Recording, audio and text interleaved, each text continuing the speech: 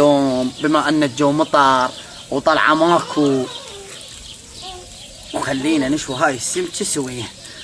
صلى على محمد وآل محمد. غسله ممتازه، نغسلها غسله ممتازه هالشكل، وما نخلي بها قطره دم، ولا هي اصلا المفروض تبقى بدمها، بس يلا دمها يخبل بها السمكه.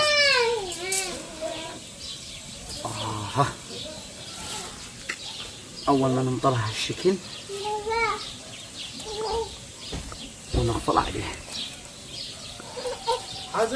اهم شي بس ملح، كل شي ما نخلي غير بس ملح، ندرسها ترس حتى شنو؟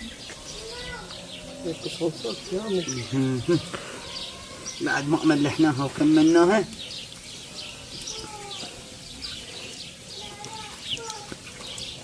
معنا النار جاهزة قبل نص ساعة، نكترها نخليها على بعد نص متر من النار حتى شنو تستوي على كيفها. يلا هسه تبقى بعد نص متر من النار لحد ما تتهدر، وبعدين تنشلها. فيها صلصة مرتبة حامضة، خاشوقة معجون واحدة ونص، كلش كافي. وين المعجون صار ب 3000 اليوم، وكيل الليمون ب5.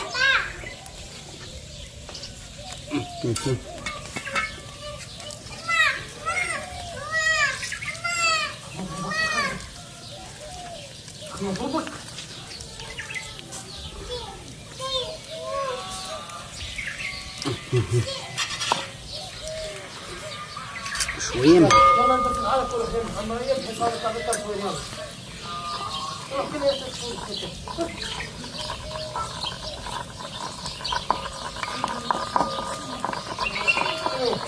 تطوية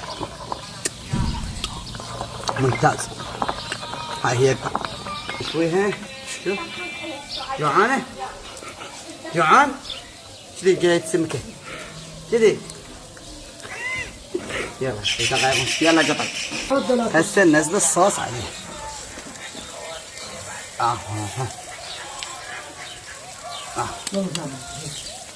هو كل الحكي هذا الصوص. شوفوا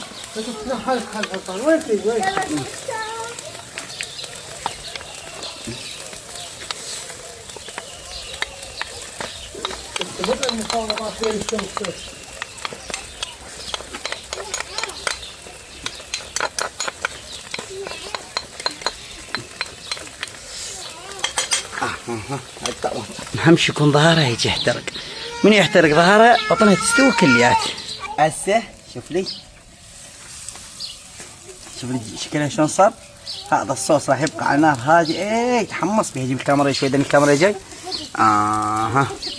نرجعها على نار هادئه، بعد نطفي النار جو او نخليها تولي 5 دقائق ربع ساعه بس الصوص ينشف. يلا